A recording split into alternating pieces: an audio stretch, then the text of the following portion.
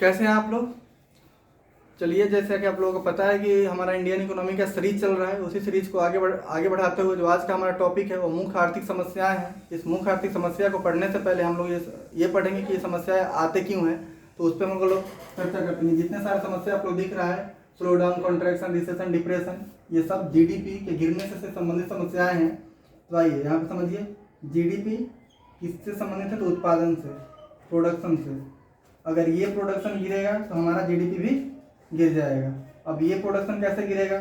मान लीजिए कि निवेशक यहाँ पे उत्पादन तो किया, प्रोडक्शन तो किया, लेकिन लोगों के पास आय नहीं है। जब लोगों के पास आय नहीं है तो लोग इस प्रोडक्शन को खरीद नहीं पाएंगे, तो निवेशक को लगेगा घाटा, तो निवेशक आगे से उत्पादन नहीं कर पाएगा। जब उत्पादन नहीं कर पाएगा तो हमारा जीडीपी फिर से कम हो जाएगा। तो ये सारा मुख्य आर्थिक समस्या के पीछे का कारण है। आप लोगों को दिख रहा होगा इसमें कारण क्या है? डिमांड और सप्लाई का। डिमांड और सप्लाई का जो बीच का गैप है यानी मिसमैच है, यही जन्म दे रहा है इस चारों आर्थिक समस्या को। आर्थिक समस्या को ये जन्म दे रहा है। कहने का मतलब ये है कि निवेशक उत्पादन कर रहा है लेकिन लोगों के पास आय नहीं है, तो उत्पादन को लोग नहीं खरीद पाएंगे, यानी वस्तु और सेवा का क्रय लोग नहीं कर पाएंगे। जब वस्तु और सेवा का क्रय नहीं कर पाएंगे तो निवेशक का उत्पादन जो किया हुआ है वो बिक नहीं पाएगा, निवेशक को घाटा लगेगा, आगे से उत्पादन नहीं कर पाएगा, तो हमारा जीडीपी गिर जाएगा। और जीडीपी गिरने से ये चार समस्याएं उत्पन्न हो रहे हैं, चार पांच जो समस्याएं आप लोगों को दिख रहा होगा बोर्ड पे। लेकिन अगर आप लोग इसका उल्टा कीजिएगा कि सप्लाई ही कम हो रहा है वस्तु और सेवा का, लोगों के पास ज़्यादा आय है, तो मान लीजिए कि एक वस्तु का सप्लाई हो रहा है, लोगों के पास ज़्यादा पैसे हैं, तो उस वस्तु को 10 लोग खरीदने पे कूद पड़ेंगे।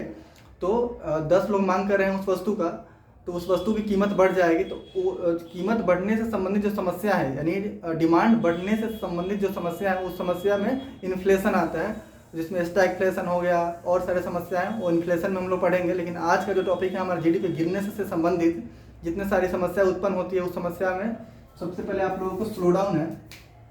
आज हम लोग मतलब डिमांड कम होने से जो समस्या उत्पन्न होती है उसके बारे में हम लोग पढ़ेंगे, जिससे हमारा जीडीपी गिर रहा है। तो जो पहला हमारा है 1 नंबर में, वो है स्लो डाउन। स्लो डाउन में क्या होता है? जीडीपी तो बढ़ता है लेकिन इसका ग्रोथ रेट कम हो जाता है, यानी बढ़ने की दर जो जीडीपी का है वो कम हो जाता है, लेकिन बढ़ता हुआ प्रतीत तो होता ही है।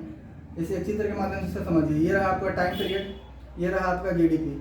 यहाँ तक देखिएगा बढ़ रहा है, यहाँ से भी बढ़ रहा है, लेकिन ऐसे ऐसे धीरे धीरे बढ़ने का दर यहाँ से कम हो जा रहा है। तो यहाँ तक बहुत तेज गति से बढ़ा, तेज त्वरण से बढ़ा, लेकिन इस एरिया में आप आइएगा तो बढ़ तो रहा है लेकिन ग्रोथ रेट कम हो जा रहा है। इसी एरिया को बोलते हैं हम स्लो डाउन।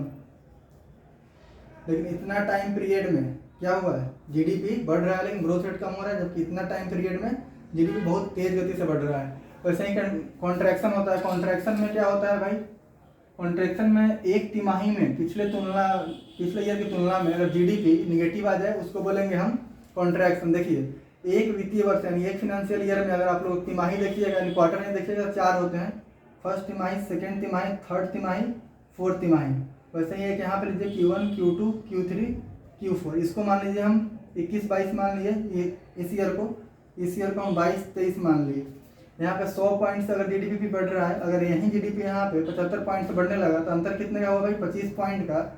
25 पॉइंट कम से बढ़ रहा है ये 22-23 का जीडीपी पहली तिमाही में, यानी पहली तिमाही में जीडीपी ग्रोथ निगेटिव आ गया 25 पॉइंट। इसको हम बोलेंगे कॉन्ट्रैक्शन। एक तिमाही में अगर जीडीपी ग्रोथ निगेटिव आ जाए उसको कॉन्ट्रैक्शन बोलते हैं। रिसेशन में क्या होता है? ऐसे ही अगर 2 तिमाही में, एक तिमाही ये हुआ और एक तिमाही ये, लगातार 2 तिमाही में जीडीपी ग्रोथ रेट निगेटिव आ जाए उसको रिसेशन बोलेंगे।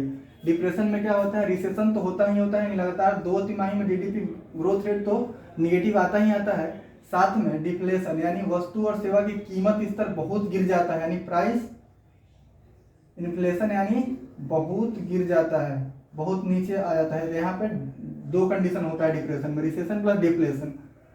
एक 5वां टर्म है मेल्ट डाउन। मेल्ट डाउन में क्या होता है? शेयर बाजार से संबंधित है ये। शेयर बाजार तेज गति से अगर गिरने लगेगा उसको बोलते हैं मेल्ट डाउन। देखिए, अब इसको हम चारों को एक ग्राफ में सिमटते हैं। इस ग्राफ पे आप लोग नजर कीजिएगा। यहाँ जीडीपी बढ़ा, बहुत तेज गति से बढ़ा, यहाँ स्लो होने लगा, तो ये हुआ यहाँ तक तेजी से बढ़ा, यहाँ तक स्लो डाउन हुआ। लेकिन ये जो तिमाही में, एक तिमाही में इससे निगेटिव आ जाएगा, यहाँ आ गया, तो इस एरिया को हम लोग क्या बोलेंगे भाई? रिसेशन बोलेंगे। ठीक, इसको मतलब तेज गति से ये स्लो डाउन, ये रिसेशन। अगर 2 तिमाही में लगातार जीडीपी गिर गया, 2 तिमाही में यहाँ तक आ गया, इस एरिया को हम बोलेंगे, सॉरी इसको बोलेंगे कॉन्ट्रैक्शन, इसको बोलेंगे रिसेशन। ठीक, रिसेशन हो गया। और ये जो कीमत स्तर नीचे चला गया, ठीक, मतलब ये जो कीमत स्तर है उससे नीचे जा रहा है, इसको बोलेंगे हम डिप्रेशन। क्यों? क्योंकि रिसेशन तो है ही है लेकिन कीमत स्तर भी गिर गया। तो ये ग्राफ में इसको पिरो दिए हम। लेकिन देखिए आप लोगों को पता होगा कोई भी समस्या आता है उसका निदान करने का हमारे पास टूल्स तो होते ही हैं। तो इससे निपटने के लिए हमारे पास 2 टूल्स हैं। ठीक, एक टूल बेल आउट पैकेज है। ठीक, एक टूल जो है वो बेल आउट पैकेज है, बेल आउट पैकेज। और एक टूल हमारे पास है स्टिमुलस। देखिए जो बेल आउट पैकेज है अर्थव्यवस्था के एक सेक्टर में अगर ये सब मंदी आ जाए, आर्थिक समस्याएं आ जाए, उसको दूर करने के लिए होता है। मान लीजिए कि कोई भी अर्थव्यवस्था है, इसमें ढेर सेक्टर होंगे ना भाई, ऑटो सेक्टर अलग हो गया, फूड सेक्टर अलग हो गया, ऐसे ही बहुत सारे सेक्टर होंगे। तो अगर एक सेक्टर में ये समस्या उत्पन्न होगा उसको बेल आउट पैकेज के माध्यम से हम लोग निपटा सकते हैं, यानी उसको ठीक कर सकते हैं। अगर पूरे अर्थव्यवस्था में ये समस्या आ गया तो होल के तौर पर हम स्टिमुलस यूज करते हैं। स्टिमुलस में 2 प्रकार के होते हैं, एक मॉनेटरी यानी जो आरबीआई कंट्रोल करती है। तो आरबीआई क्या करेगी, एक तो ब्याज दर घटा देगी। जब ब्याज दर घटा देगी तो लोग लोन ले पाएंगे, लोगों के पास आय आ जाएगा। ठीक, जब आय आ जाएगा तो डिमांड सप्लाई के जो गैप है वो कम हो जाएगा, तो ये समस्या से निपटा जा सकता है। दूसरा ये बॉन्ड खरीदती है, बॉन्ड मार्केट से क्या कर लेगा, परचेज कर लेगी ये। ठीक, देखिए सरकार अपने पास पैसे जुटाने के लिए बॉन्ड या सिक्योरिटी प्रतिभूति जारी करती है जिसको जीसेक बोलते हैं। वो पहले आरबीआई खरीदती है और आरबीआई अपने स्तर पे कमर्शियल बैंक को बेच देती है। जब वो बॉन्ड बेचेगी यानी कमर्शियल बैंक से पैसा एब्जॉर्ब कर लेगी। तो जब मार्केट में पैसा नहीं रहेगा यानी बैंक के पास पैसा नहीं रहेगा तो बैंक लोन नहीं दे पाएगा। जब लोन नहीं दे पाएगा तो लोगों के पास आय नहीं आएगा। जब आय नहीं आएगा तो लोग डिमांड कम कर देंगे वस्तु और सेवा का, तो फिर से ये समस्या उत्पन्न हो जाती है।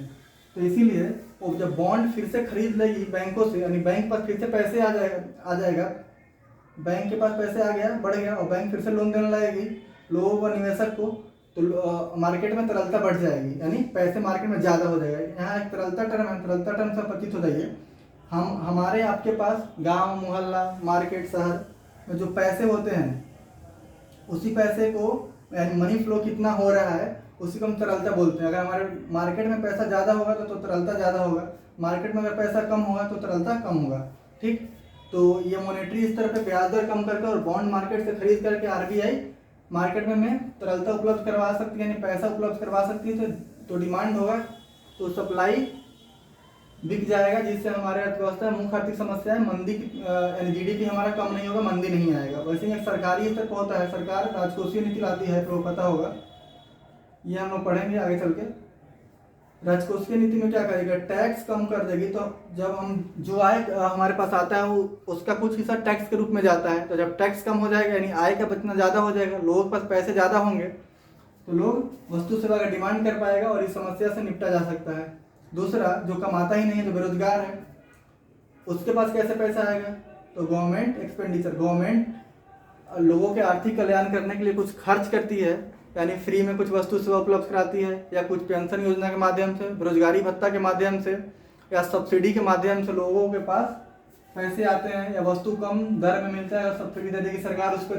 तो इस क्रिया के माध्यम से इस समस्या से निपटा जा सकता है।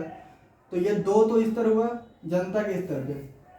तीसरा क्या होगा, निवेशक के पास ही पैसे कम है, निवेशक उत्पादन नहीं कर पा रहा है, तभी हमारे पास ये समस्याएं उभर करके आ जाएगी, यानी मंदी आ जाएगी। क्योंकि उत्पादन से संबंधित जीडीपी है, उत्पादन कम होगा, निवेशक के पास पैसे नहीं तो उत्पादन कम हो रहा है तो हमारा जीडीपी कम हो जाएगा, यानी ये समस्याएं, यानी मंदी की समस्याएं आ जाएगी। तो निवेशक को कैसे पैसे उपलब्ध करवाएगी भाई, निवेश सब्सिडी के माध्यम से, निवेश सब्सिडी के माध्यम से, इसको भी सब्सिडी दे देगी, या पीपीपी मॉडल के तहत निवेशक को पैसे उपलब्ध करवा देगी, जिससे निवेशक उत्पादन ज़्यादा करेगा, और जब उत्पादन करेगा ज़्यादा तो हमारा जीडीपी बढ़ जाएगा और इस सभी समस्याओं से हम निपट सकते हैं। इस समस्याओं से उभर करके हम अपना जीडीपी का ग्रोथ कर सकते हैं।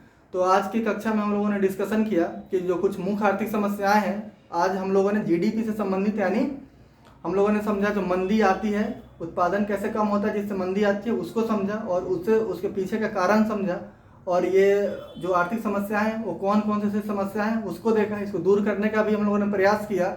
इसमें 2 tools, bail out package, stimulus में 2 थे, एक आरबीआई के तर्ज पे और एक राजकोषीय नीति के स्तर पे सॉरी।